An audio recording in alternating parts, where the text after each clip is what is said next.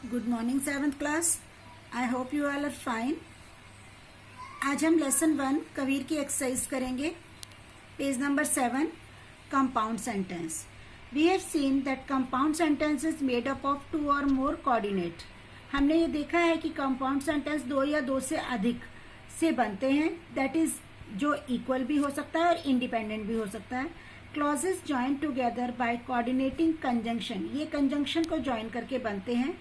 Conjunction हमारे कौन से होते हैं? And, but, or, either or, neither, nor, yet, therefore. इन सेंटेंसेस को जोड़ करके हम कंपाउंड सेंटेंसेस बनाते हैं। They washed their faces and drank cold water. They washed, उन्होंने अपना चेहरा धोया, एंड ड्रैंक कोल्ड वाटर, और ठंडा पानी पिया। तो जो हमने ये एंड लगाया है, इसने 2 वाक्यों को जोड़ा है। दोनों अलग अलग काम है, एक तो उसका चेहरा धोना और दूसरा उसका पानी पीना। तो इसको हमने एंड से जोड़ा है, तो ये हमारा कंपाउंड सेंटेंस है। The clauses of compound sentence can be joined by the following 4 kinds of coordinating conjunction. 4 तरीके से हम इसको जोड़ सकते हैं। इसके 4 प्रकार होते हैं। Cumulative, in a cumulative sentences 1 clause is simply added to other. इसमें बड़े ही सिंपल तरीके से दूसरे से ऐड हो जाता है, जैसे हम एंड वगैरह लगा के करते हैं। जैसे ये सिंपल सेंटेंस है, इसको हमने जोड़ा है। The couple took the baby in their arms and name the baby Kabir. And से जोड़ दिया। कपल ने उस बच्चे को अपनी बाहों में लिया और उस बच्चे का नाम कबीर रखा, तो सिंपली जुड़ गया ये। इसके बाद होता है alternative. In an alternative sentence और choice is offered between the statement और अनदर एज। उसमें आपको चॉइस मिलेगी कि आपको पहला काम करना है या दूसरा करना है। जैसे हमको ये आता है, हम घर में पूछते हैं ना, आप चाय लेंगे या कॉफी, दोनों में से एक चीज चूज करनी है, तो इसको हम ऑल्टरनेटिव सेंटेंस में काउंट करते हैं। एग्जांपल देखिए, शी मस्ट वीप और शी विल डाई। वीप और डाई दोनों अलग अलग सेंटेंसेस हैं, इसको हमने और से जोड़ा है। इसके बाद होता है adversative. In an adversative sentences 1 statement fact construct with the against another.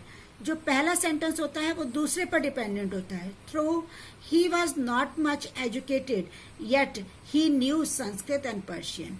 पहला जो सेंटेंस है वो दूसरे पर डिपेंडेंट है। इसमें क्या बोल रहे हैं कि वो इतना पढ़ा लिखा नहीं है, लेकिन फिर भी उसको संस्कृत और पर्शियन की अच्छी नॉलेज है, तो इसको हमने येट से जोड़ा है। Illative, in an illative sentences 1 clause express the cause. पहला क्लॉज जो होता है वो अपने कॉज कारण को एक्सप्रेस करता है, and the other the effect of the cause, और उसका प्रभाव दूसरे क्लॉज पर पड़ता है। जैसे आई एम अनवेल, मैं ठीक नहीं हूँ। So I can not attend the school, मैं स्कूल नहीं जा सकता।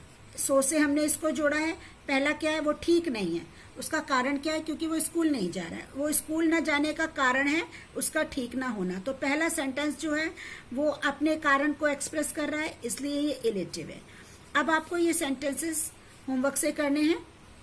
Pick out the clause in the following compound sentence and name them. इसमें आपको पहले क्लॉज चाटना है, फिर इन्हीं चारों में से उसको मेंशन करना है कि ये कंपाउंड सेंटेंस का कौन सा काइंड है।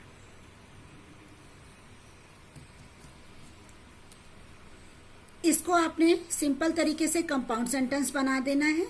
Combine each of set simple sentence into 1 compound sentence. एक कंपाउंड सेंटेंस है, I amused us very much, he told us me funny story. Amused us very much, he told us funny story. ये 2 sentence है, आपको इनको जोड़ना है। आपको मैंने बताया है हमारे कंपाउंड वर्ड्स कौन से होते हैं, and, but, or, either or, neither, nor, yet, therefore. ये आपने पहले भी पढ़े हुए हैं। आपको इन सेंटेंसेस से, इन शब्दों से जोड़ करके इनका एक सेंटेंस बनाना है और मुझे सेंड करना है। ये कुछ प्रोवर्ब्स हैं, जैसे हम मुहावरे बोलते हैं हिंदी में। इनको आपने नीचे ऑप्शंस दिए हैं, इनको आपने सर्च करना है और इसको करना है। एक मैं आपको बताती हूँ, देखिए, एज यू सो, जैसा आप बोओगे वैसा आप काटोगे, सो शैल यू रीप। तो ये आपने यहाँ लिख देना है और इस मुहावरे को पूरा कर देना है। इसी तरीके से आप ये नेक्स्ट 4 मुहावरे, मुझे प्रोवर्ब्स जो हैं पूरा करके और मुझे सेंड करेंगे। I hope you understand. Kabir has composed many dohas. Now find out and read any 2 of them and translate their meaning in English and write it here. Hindi में आपने कबीर के दोहे पढ़े हैं। किन्हीं भी दो दोहों को आपने लेना है और उसको ट्रांसलेट करके यहाँ पर लिखना है। इंग्लिश में ट्रांसलेट करना है हिंदी के दोहों को। हिंदी की बुक से आप ले सकते हैं, इजीली 2 दोहे लीजिए और उनको ट्रांसलेट कर दीजिए। I hope you understand. Bye, have a nice day.